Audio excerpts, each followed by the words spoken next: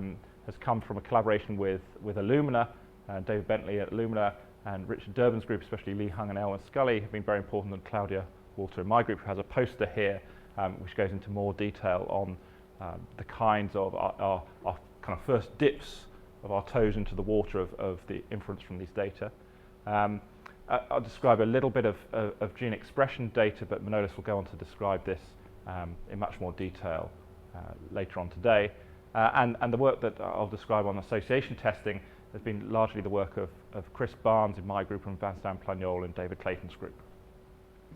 So with that in mind, I'll go on to introduce you to structural variation. So my background is a population geneticist. So that is, I'm interested in genetic variation in populations, and the way that I think of the different types of variation that exists in the genome is reasonably well recapitulated on this kind of plot. So I'm interested in the rate at which mutations occur, with the fastest rates and the lowest rates on the y-axis, and also the size of the locus that's mutated. And onto this kind of plot, we can put all of the mutation processes that give rise to the variation we see between genomes. So if we take something like single nucleotide polymorphisms, so a single base change, then obviously they affect a single base, and at a given nucleotide, the chance that that mutates in any one generation is of the order of 10 to the minus 7, 10 to the minus 8.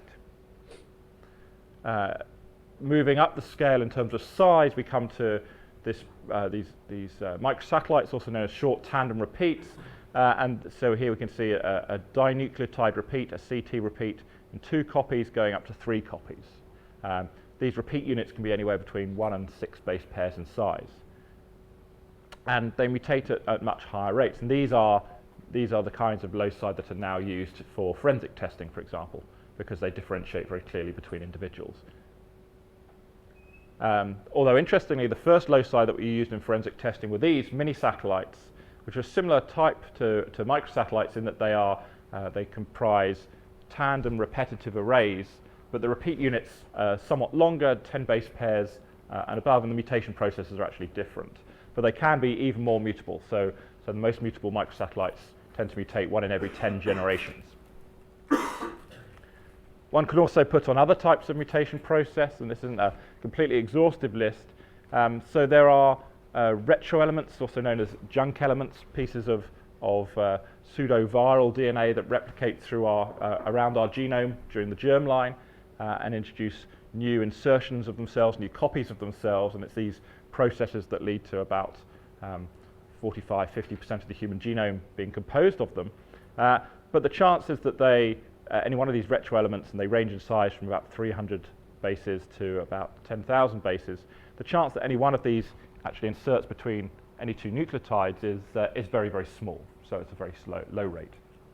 But the thing that I want to talk to you today is structural variation. And structural variation is really a kind of catch-all term for a range of different mutation processes that give rise to chromosome rearrangements.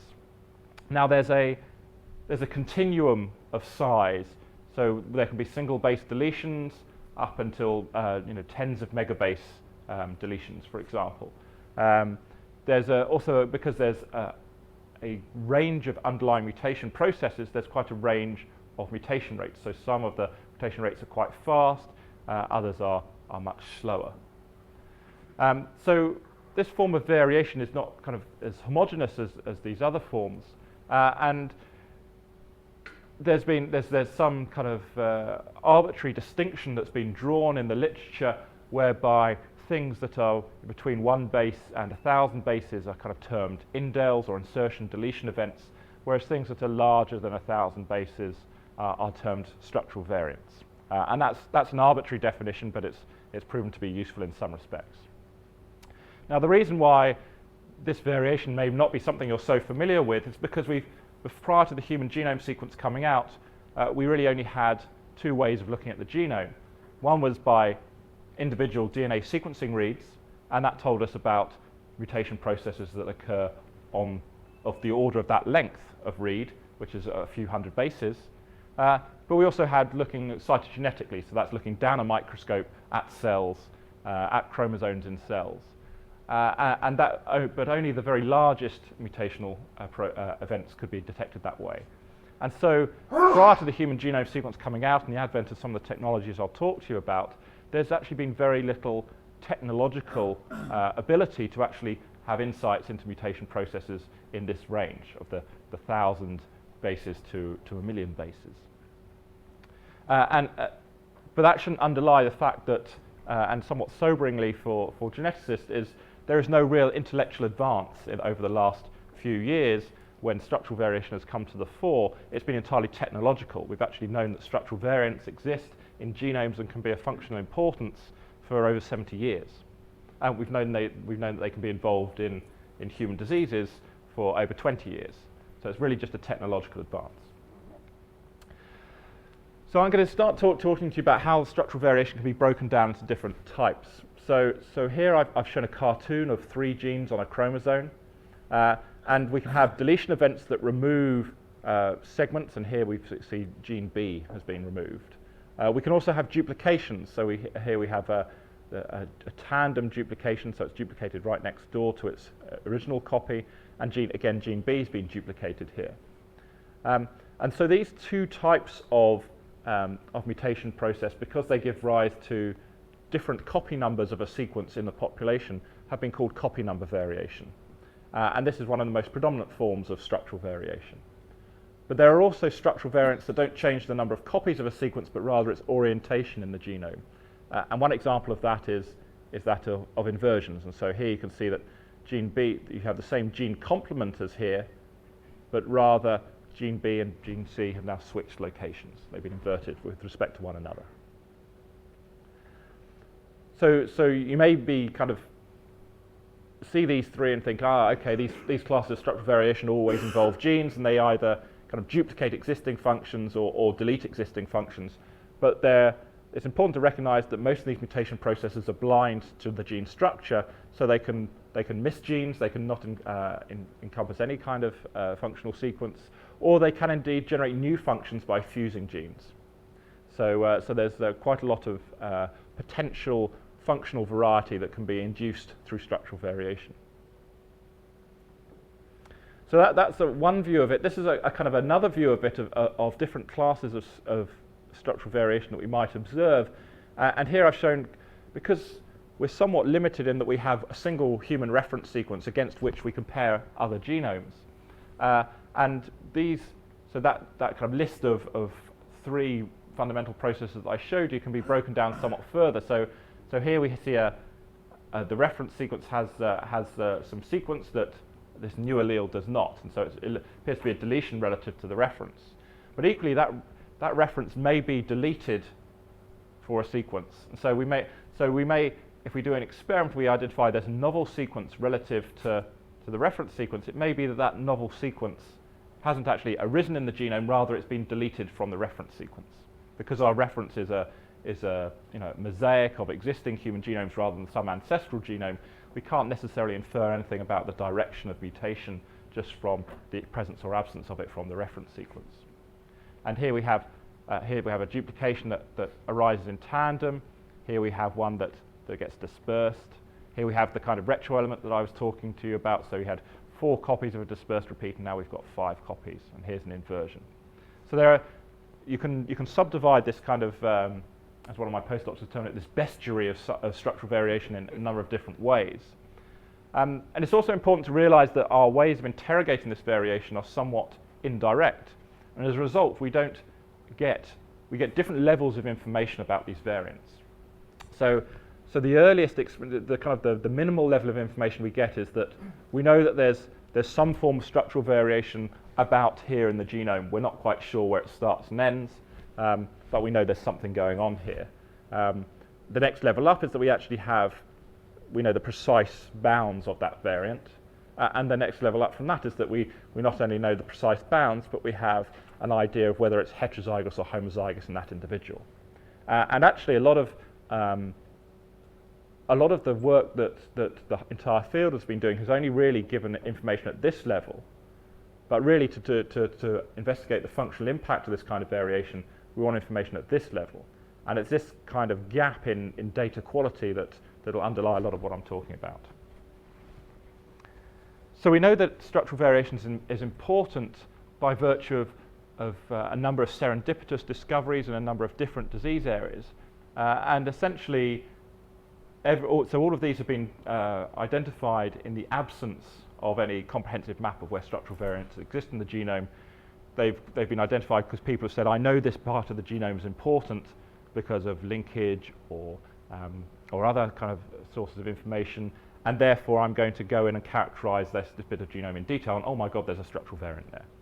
So if we kind of run through the sets of diseases that are known to have a genetic etiology, then we can always find an example where the structural variation is important. So if we think of diseases which arise due to generally de novo mutations, that's mutations in that generation, so the offspring has a child that has a mutation that wasn't present in either parent because of a mutation event in that generation, then this is well represented by a number of different deletions causing severe developmental syndromes. Equally, if we go into familial genetic diseases, so classically these are diseases that where mutations are inherited from either parent, and here's two examples of autosomal recessive diseases caused by largely deletions. Common genetic diseases, there's less evidence here, mainly because it hasn't really been looked at in large enough numbers, but here are just a couple of examples from the literature of associations between here a lower copy number increases risk of disease, and here again I think this protects against age-related macular degeneration. But perhaps the best evidence for structural variation's importance in a kind of medical context is that of conferring susceptibility or protection to infectious diseases. And the evidence that I alluded to earlier, where over 20 years ago now, it was shown that deletions of the alpha-globin gene on chromosome 16 protect against malaria, especially in Papua New Guinea, where you observe that deletions of alpha-globin are the prevalent allele. They occur about an 80% frequency as opposed to roughly 0% around the rest of the world. So that is still, to my mind, the best example of an association between a copy number variant and a complex trait. However, more recently there's been shown that gains in copy numbers of this gene on chromosome 17 can protect against HIV infection. So here we have a kind of a range of different disorders, a range of different copy number variants, but they've all been discovered somewhat serendipitously.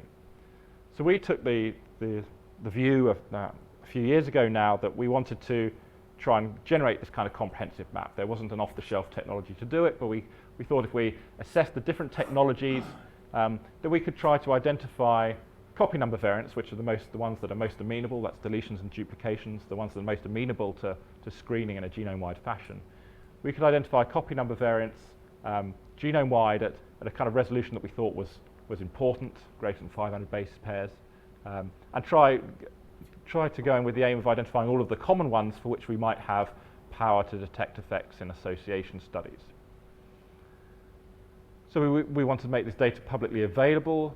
This is part of the ethos of the Sanger Institute and indeed the Wellcome Trust, both in its raw form so that analysts can get to work on the data, and because this is very new data, we're pretty much guaranteed not to find the best ways of analysing them out of the box, but also in kind of digested forms, and this database is used quite a lot by clinicians when they have an individual who they think might have for example, a severe developmental disorder caused by a deletion. They screen that genome, they actually find lots of variants, and then they go into this database to try and triage out those that they think are unimportant because they're polymorphic in the population. So already we find the data is being used by analysts and clinicians, which is good. But rather than just presenting a compendium of variants throughout the genome, we want to give people some sense of whether they should spend their research money on investigating this form of variation, and so try and identify those variants that we think are actually having a functional impact. And there's 3 different levels of biology at which we can do this, and we're kind of attempting genome-wide ways of assessing this at each of them. So we can look at the effects on cellular phenotypes, and the approach we've taken thus far with Manolis's group is looking at gene expression, see how copy number variants influence gene expression.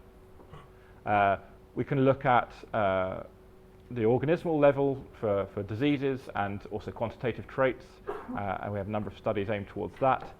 But we can also look at whether there appear to be selection pressures acting on structural variants, and and that would again indicate functional impact. We may not know what that functional impact is, but we can at least infer from the presence of selection that it's having one. And I'll describe in turn a little bit about each of these. So that's a kind of introduction to structural variation in terms of the biology of it rather than the data. But so if there's any questions that people didn't get in that part, then feel free to come out now. Otherwise, I'll move on. Okay. So talk a little bit about the technologies now. So the workhorse of what we've been doing has been microarray based.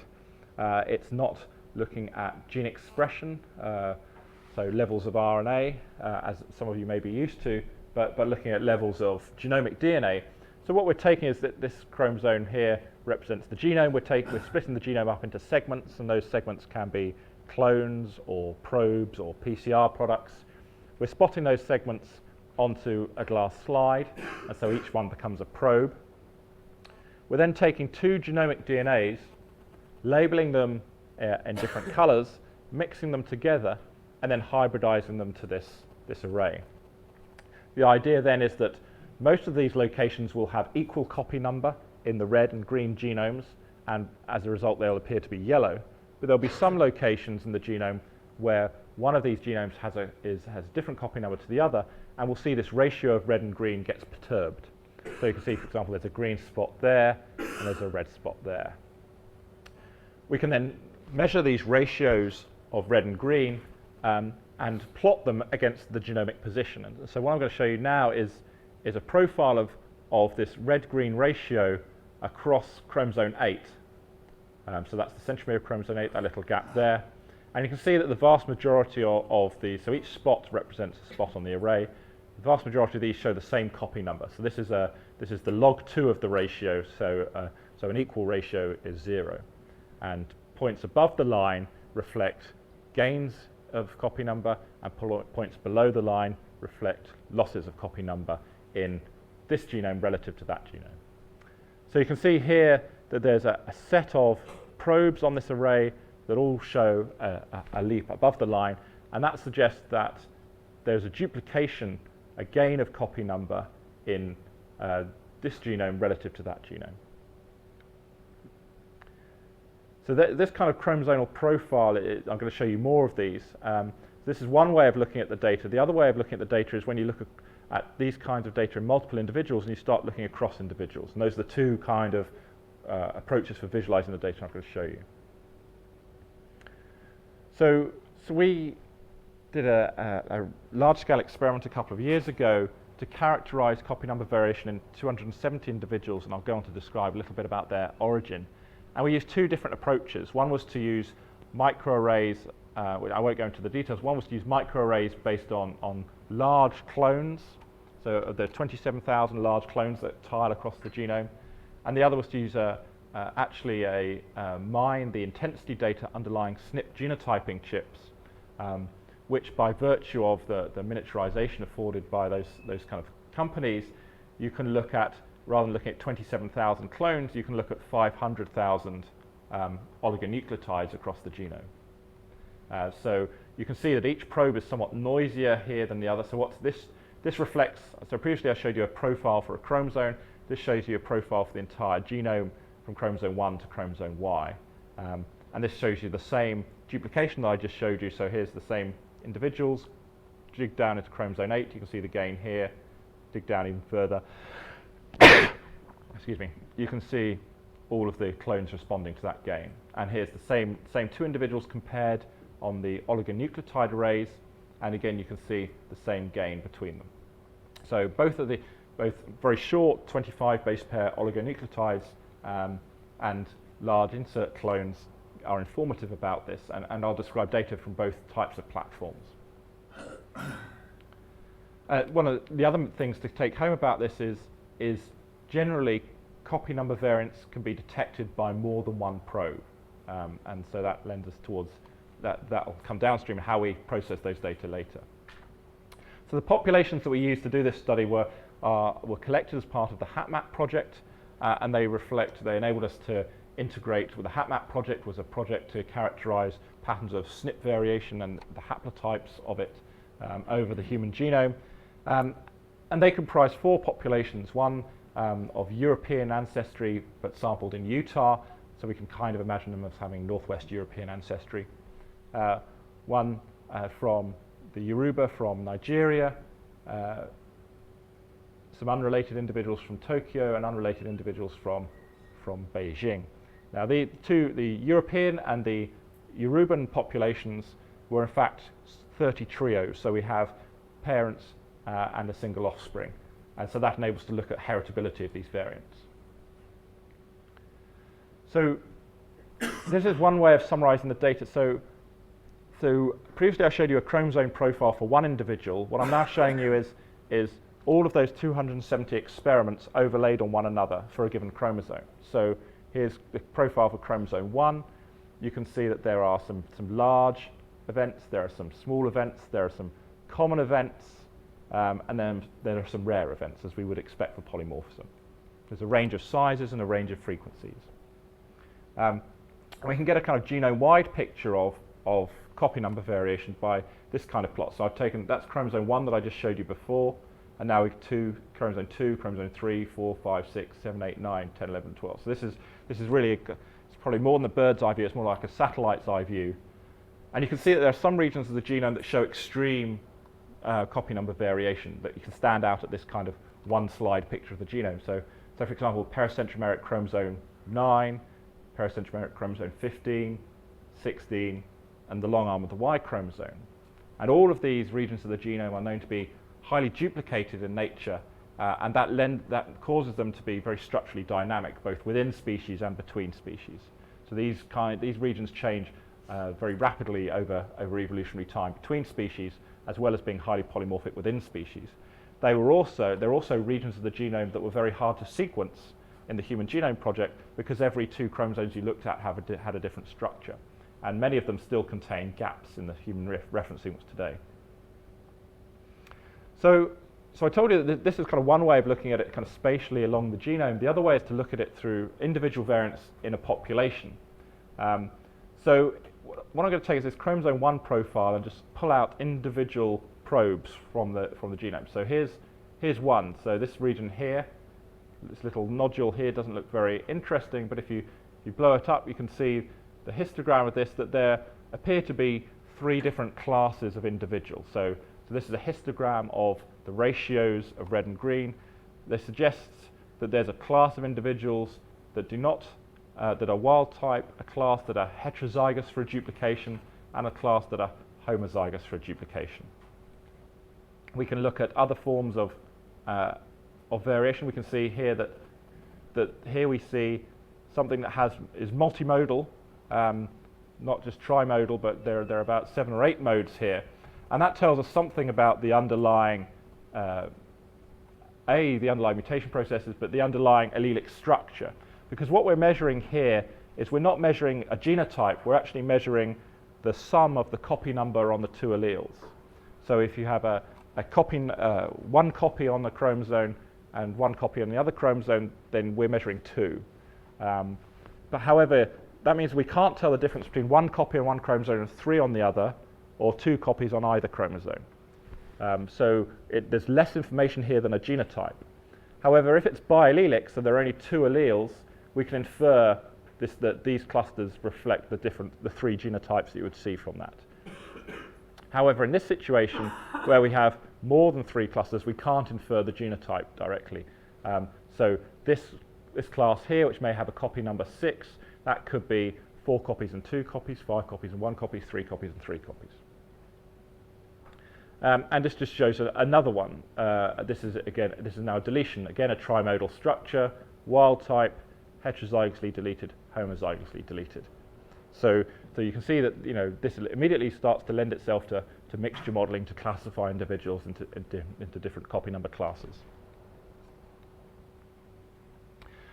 So what this also enables us to do is to stratify the different types of copy number variants based on these profiles. So we can see that deletion events, and what I've done here is I've shown examples of plots for each one, and the number of them that we observed on the 2 different platforms that we looked at. So deletions were very prevalent. Duplications, so here this is actually the chromosome 8 large duplication that I showed you earlier. That's actually 2 megabases long, that duplication, and it's found in 3 Japanese individuals. So we can see that there's roughly equal numbers, maybe slightly lower numbers of duplications relative to deletions. We have these loci where there appear to be deletions and duplications. They're reasonably frequent, but not as frequent. This kind of much more multi-allelic where there's many deletions and many duplications. They're relatively small in number in the genome, although interestingly, many of them are known to be functionally relevant, so we can't just ignore this class. And there are some there where there's clearly some copy number variation there, but these profiles just don't give us enough information, enough resolution to discern what's going on. So we can show that these are heritable, and this just shows one example. So again, this is one of these trimodal distributions indicating a biallelic variant, and shown by these symbols here, a heterozygous deletion and a homozygous deletion. And we can look at the trios, and we can observe that they obey normal Mendelian inheritance, and this offspring who's homozygously deleted received a deletion from either parent. We can also look at the heritability of the more complex ones that we can't genotype by treating them as quantitative traits. Now, this is a plot from Galton in the 1880s, where he was estimating the heritability of height by plotting the height of offspring against the mean height of parents, and the slope of this line estimates heritability, and so from this he estimated the height was 57% heritable. We can do exactly the same thing with treating our genetic traits as quantitative traits, except of course we're expecting to see 100% heritability. And so this is taking one of these multi-allelic CNVs, plotting the offspring ratio against the parental ratio. We get a clear slope, and again it's showing 100% heritability. So these things are mutable, but they're not mutating every generation. Far from it. So that kind of describes the first generation map that we've constructed. And we're essentially nowhere near the target that we set ourselves of wanting to have 500 base pair resolution. We're probably 1 or possibly 2 orders of magnitude away from that. So we need to. That's told us something that copy number variation is prevalent, that it's reasonably complex. There's different types of it, that we can assay it, that we can infer copy number classes. But we really need to go into much more detail to really enable further studies. So that requires that we go further into, we look at more samples to go further into the allele spectrum. And one way of looking at this is to mine large-scale association study data, and there's one of the largest association studies is this Wellcome Trust Case Control Consortium, and we're analysing the 17,000 samples that they processed on one of these SNP chips. We're also looking at more diverse human populations to capture more of the variation that's out there. We're looking at humans relative to to our closest common ancestors, closest relatives rather. But importantly, we're also going to much higher resolution. I'll just show you something about that, because we have a strong sense that actually the vast majority of structural variants are small, and so we've missed the vast majority, and I'll show you some evidence that that's true. And there's 2 ways that we can kind of dig into this much smaller class. One is to use these microarray platforms just a much higher resolution, and so one way we've done that is to do the blindingly obvious but rather expensive experiment of splitting the genome into 20 segments and using 1 array for each segment, and so tiling across the genome using 42 million oligonucleotides rather than 27,000 clones. But also using these new sequencing technologies, and one thing I want to describe to you is that the information we get out of these new sequencing technologies is that there are essentially 3 sources of relatively orthogonal information, and we don't have a very good sense of what's the best way to combine them, and I think there's some very good prospects for some innovative analytical work to do that. So this is just going to show you a snapshot of that much higher resolution CMV data. So here I'm showing you the chromosome profile for chromosome 1 for one experiment. This is an experiment in which we saw about 6 CNVs on our low resolution platform that I described. And now what I'm showing you here in red is the probes that we've called as copy number variants, just using an algorithm relatively conservatively. And instead of seeing 6 copy number variants, we now see over 130 variants. So that suggests to us that previously we were sampling only about 5% of the variation in those genomes. And actually when we go to much, much higher resolution, we do indeed see much, much more variation. We also see that some of the regions we identified previously are more complex than we thought. So here we can see a region that's where we see different levels of copy number and indeed gains and losses in a contiguous kind of a seemingly contiguous segment. And these are often highly duplicated regions which have complex allelic structures that can't be related to one another by a single mutation event. But we can't decipher these allelic structures simply from these kind of plots because we have 4 different alleles combining to them. So you imagine it's a conflation of 4 different alleles, potentially more than 2 different allelic structures. And you can start to see also these much smaller events here, here, and here that we didn't previously see. And this shows another region, again, highly duplicated on chromosome 1, and showing these kind of intercalated gains and losses at different levels. And it's not possible simply from these data to decipher what the structures are here. And this just shows you a blow-up that shows you the data, and that we can identify, you know, down to this 500 base pair limit that we set ourselves. So we think that these data have a lot of prospect for filling in this gap. So this is what we think the size distribution looks like. So this is in kilobases. So actually the things that we were detecting previously, which were of the order of kind of 20 to 40 kilobases and above, are actually, oh, that's interesting, are actually in a minority. So we suspect that. So if we go and look at what we discovered in our first generation map, then it's pretty sobering. We only really captured this very small amount of the variation.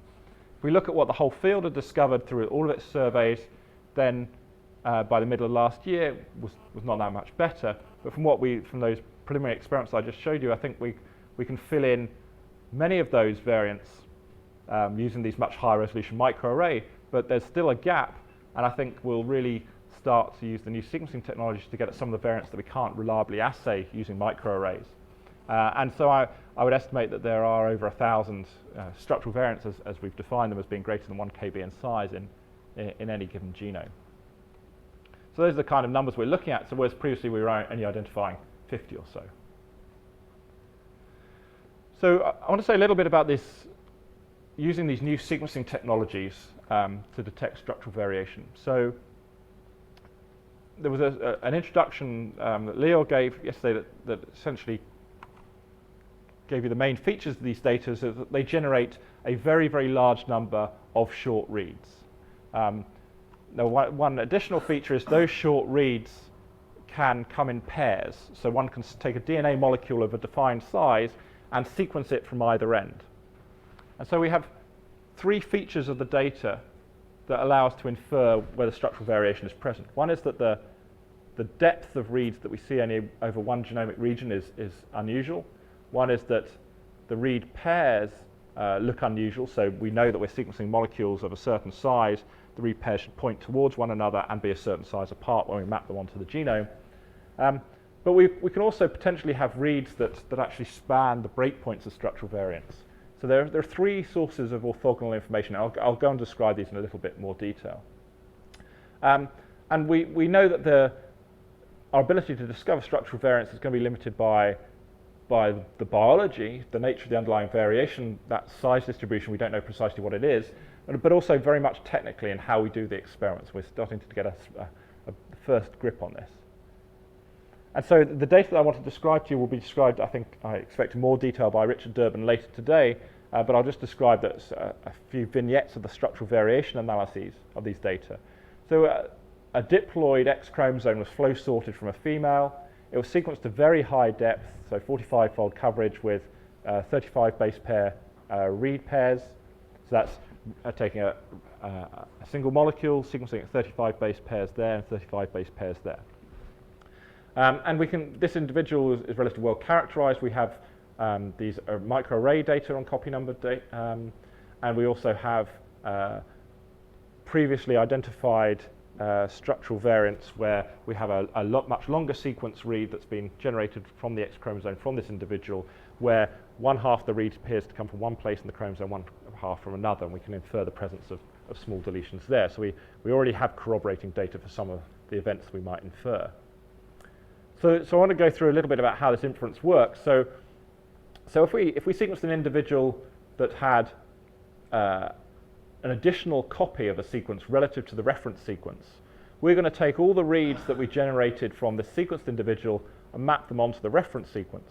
And when we do that, we're going to find that twice as many reads as we expected mapped to this sequence, because reads from both of those copies have mapped to this sequence. And so we can identify there's been a gain of copy number in our sequenced individual relative to the reference sequence from this. So that's the read depth. It's relatively simple.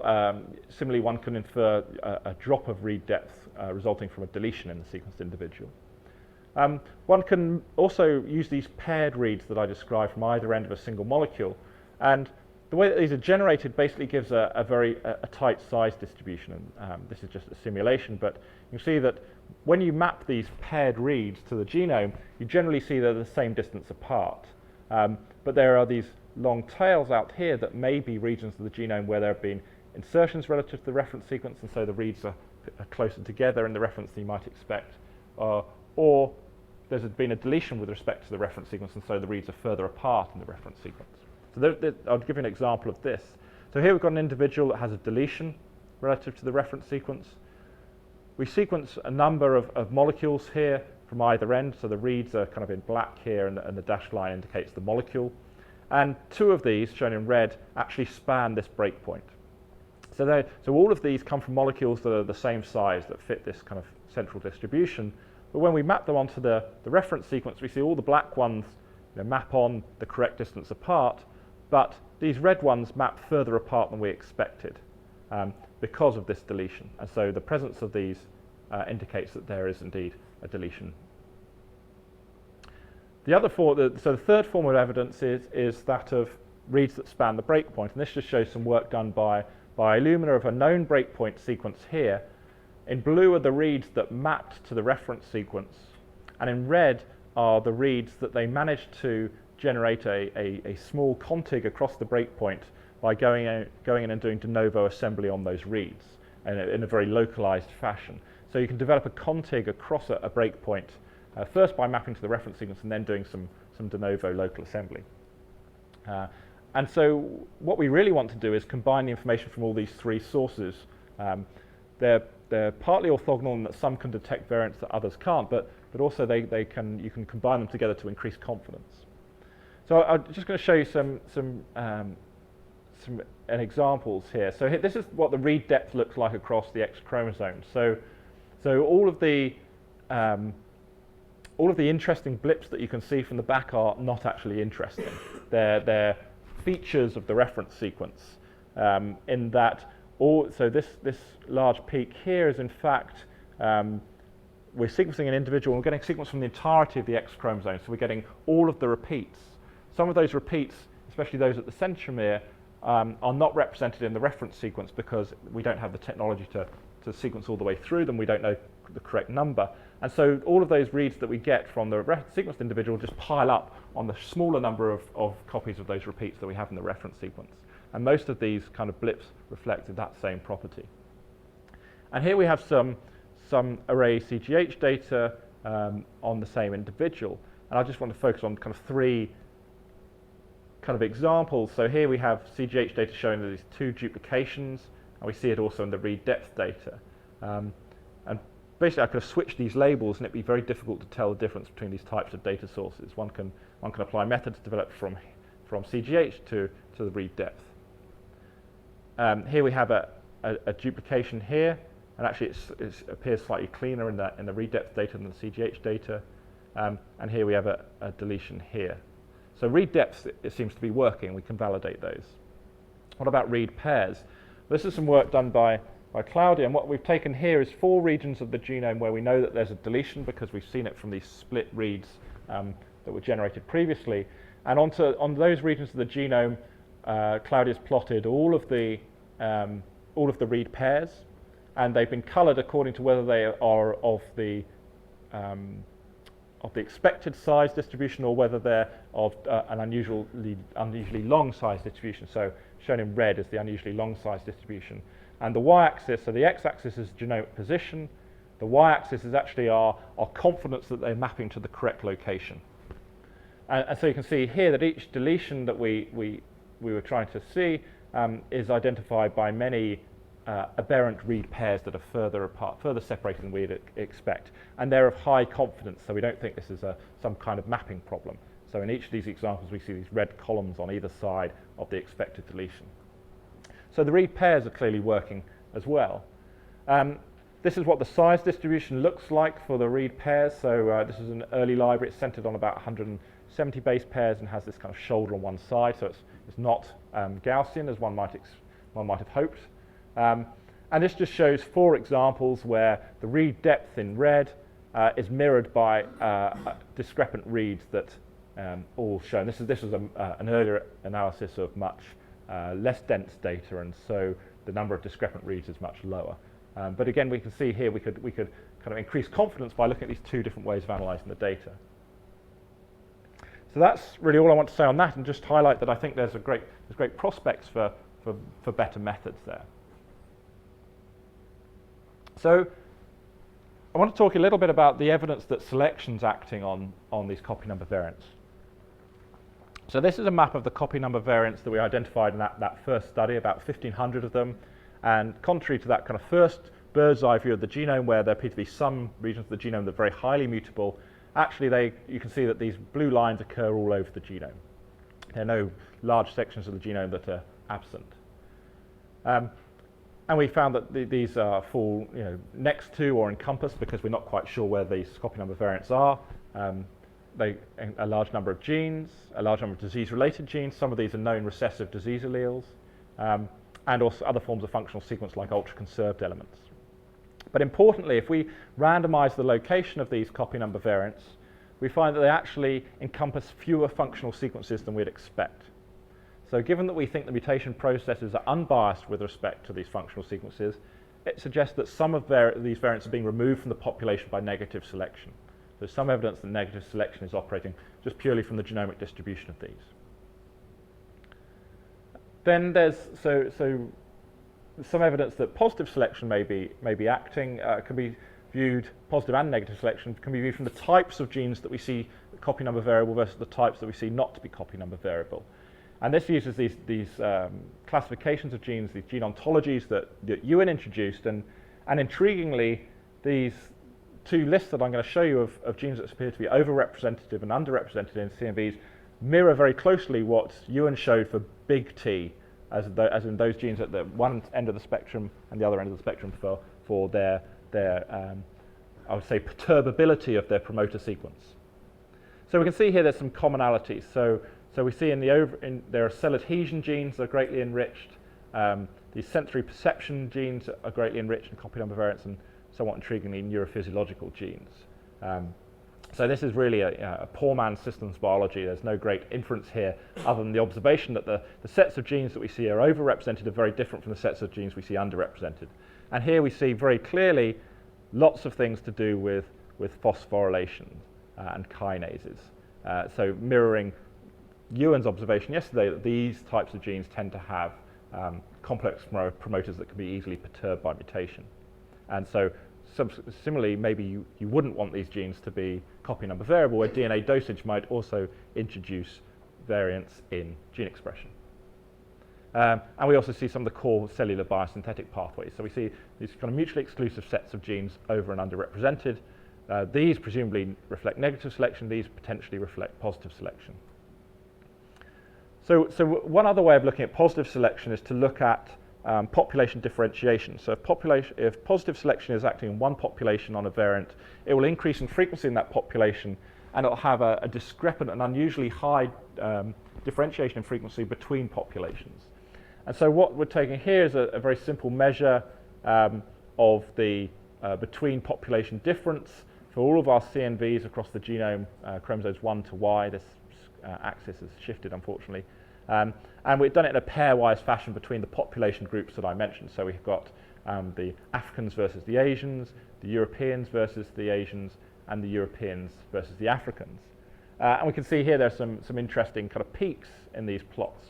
And if we go in and look at these, so one expectation may be that, as I told you previously about alpha globin, we may expect that genes that protect against infectious disease would be show a higher differentiation between populations because infectious diseases are endemic in different places in the world.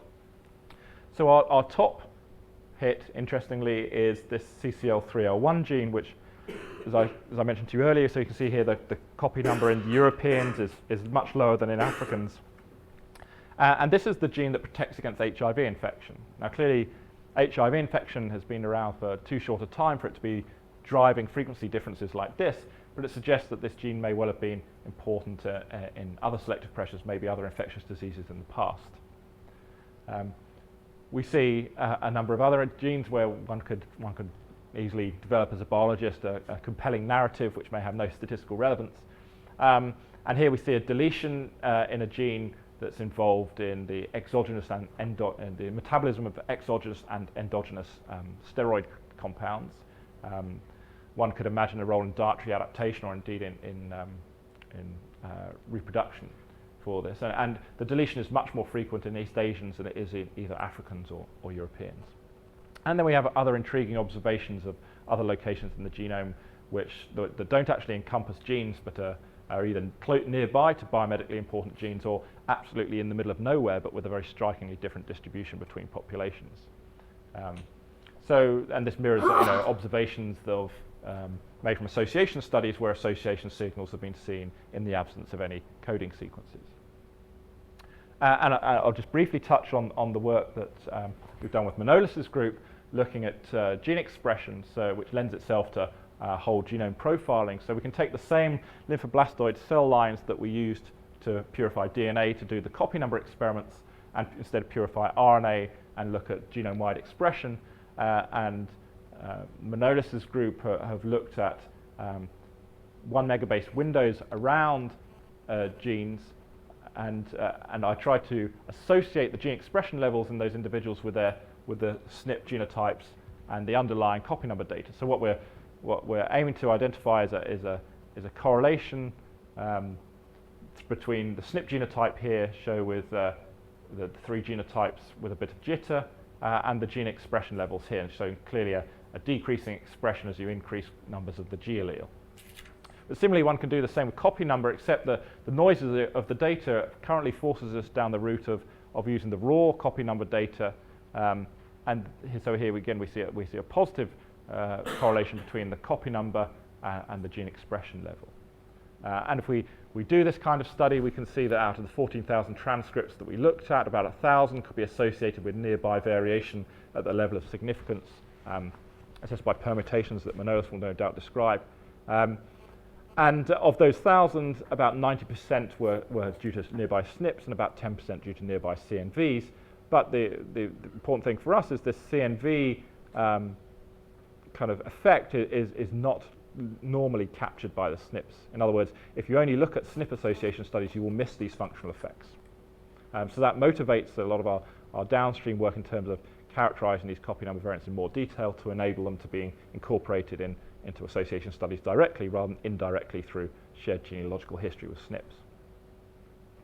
So the functional, just to summarize this part, the functional impact of CNVs,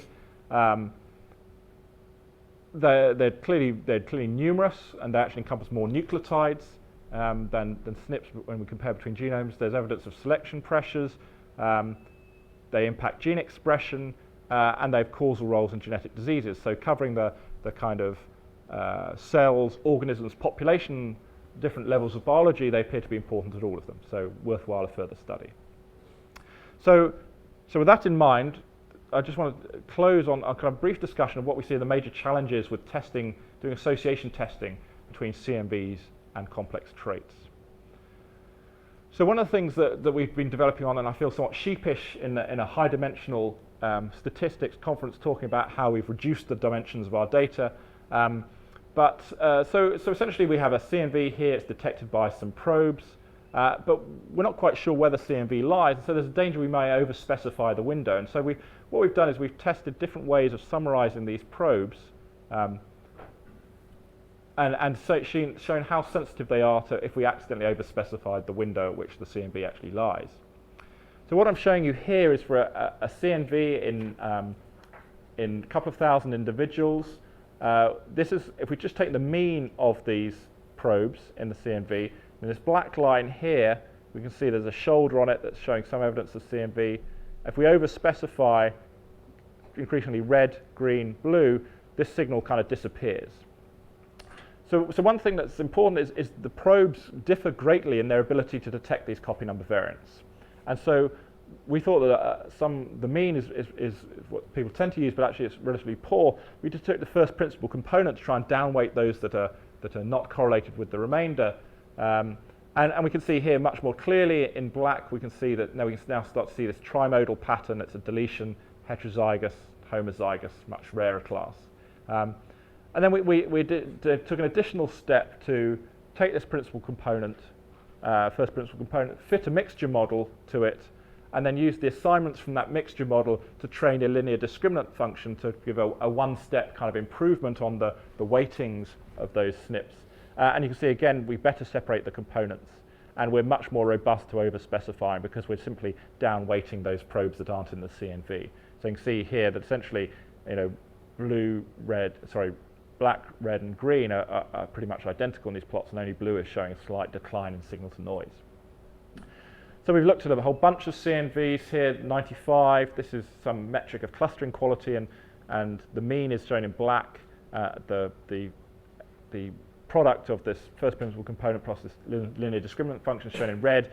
And we see we're always improving the quality of the signal to noise of the data by taking this kind of reduction. What we haven't tried, purely for computational reasons, is the kind of multivariate clustering that you might expect might work on these probes as well.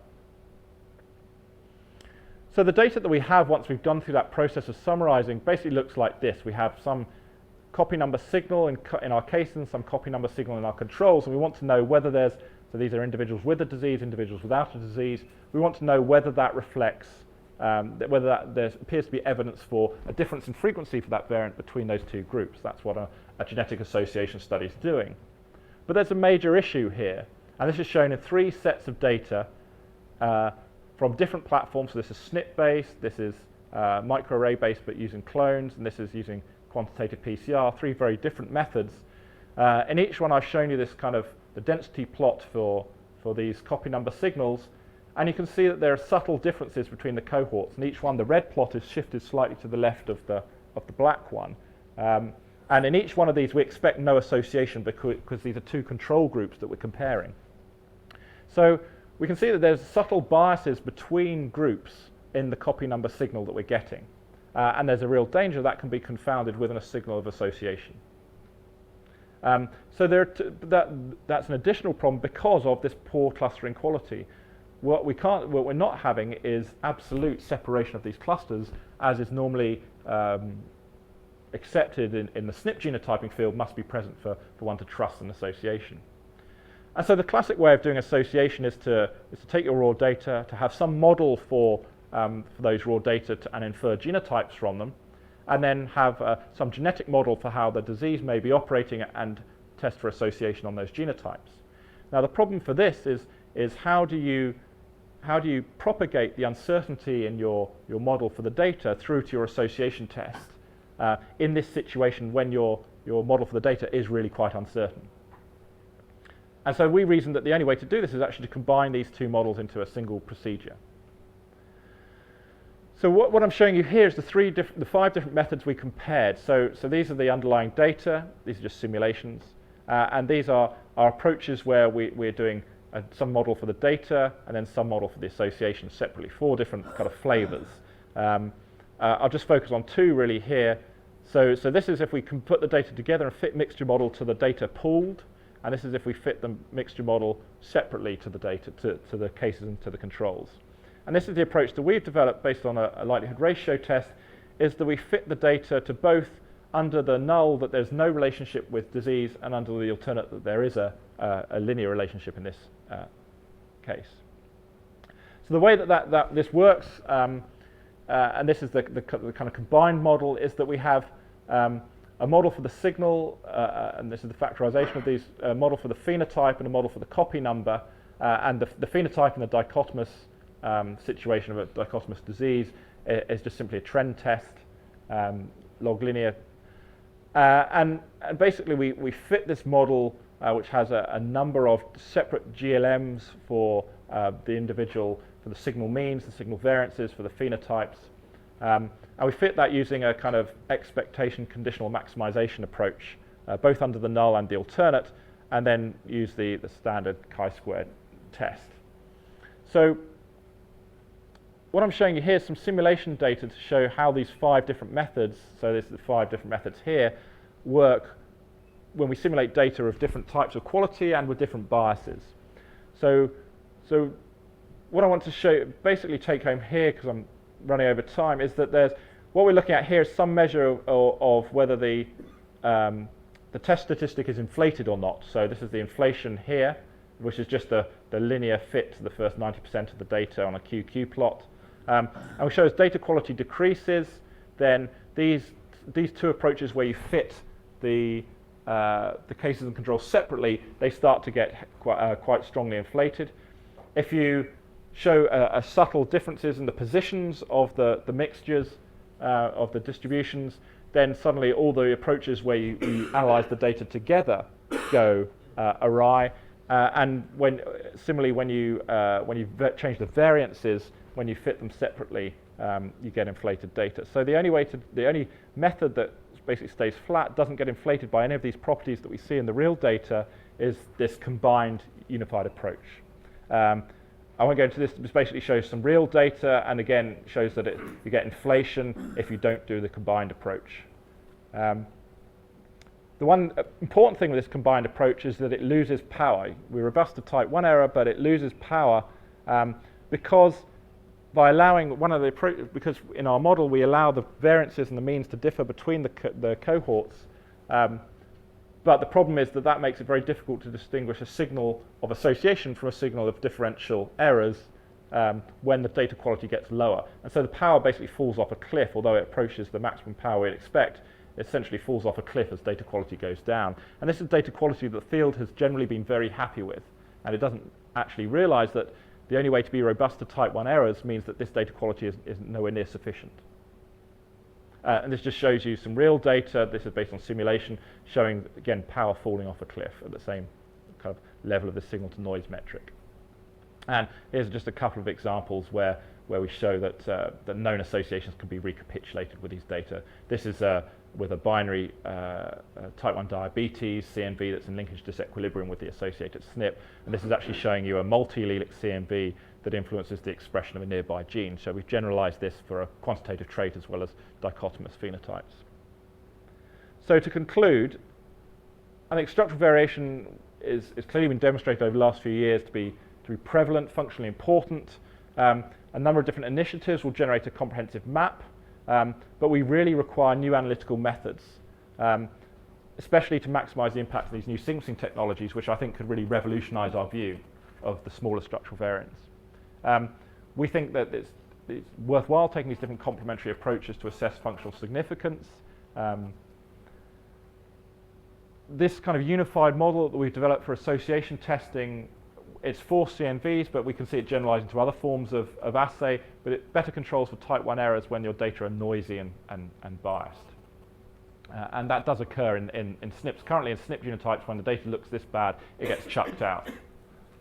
But there are some important challenges. One is that there's a real danger we'll generate a whole set of associations which don't replicate because of these problems of bias that aren't well appreciated in the field, and the level of sophistication that people are taking is pretty minimal.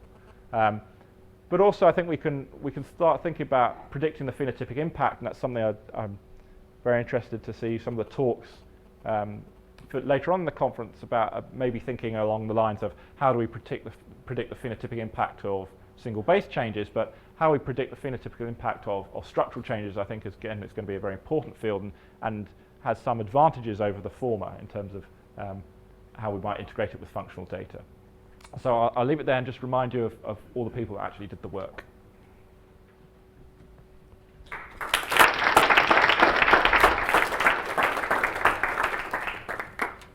I guess we have time for a couple of questions, and then I'm sure Matt will be caught at coffee. So, questions? Hi. Just out of curiosity, can you say anything about these very highly complex multi-allelic ones where you have an entire distribution and not clear heterozygous, homozygous twins in them? Do they have a functional bias in any way? Are they involved in sort of the standard candidates reproduction immunology? So they tend to be tandemly duplicated sequences that are relatively long and very similar to one another. So CCL301 is an example of one of those. Structure you're looking at. Pardon? It's not trivial repeats. No, these are segmental duplications, so it's repeated, kind of unique as well as interspersed repeat sequence. And the mutation process lends itself to, it's a bit like a very large microsatellite. It lends itself to going up and down in size. But there are interesting immune genes that are in there. There's one of these regions has been associated with lupus. CCL3L1 belongs to that class. Another one, the one that I showed you, actually contains the amylase gene, and that shows a different distribution in different populations according to their history of eating high-starch diets. So there's some evidence of dietary adaptation there as well. So they do cover a range, but they do tend to have functional genes inside them, certainly these large ones.